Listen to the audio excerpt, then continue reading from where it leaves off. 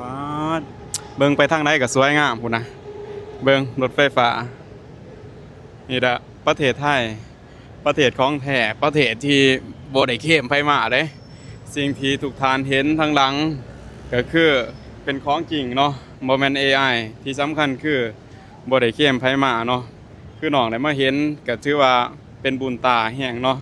สานี้น้องคือสิตายตารับแล้วได้มาเห็นความจบความงามปานนี้เนาะงามอีดีมากแฮงเบิ่งไปทางใดก็งามเนาะพี่น้องว่าจังได๋พี่น้องทุกคนทุกท่านว่างามบ่นี่น้ำไหลไฟสว่างไปมาสะดวกสบายอุดมสมบูรณ์แห้งประเทศไทยเฮานี่อำนวยความสะดวกทางด้านคมนาคมพี่น้องเนาะ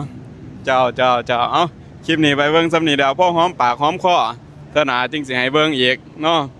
เบิ่งนำกันสำนี้แหละเทื่อหน้าจึงว่ากันใหม่เนาะสำหรับคลิปนี้สวัสดี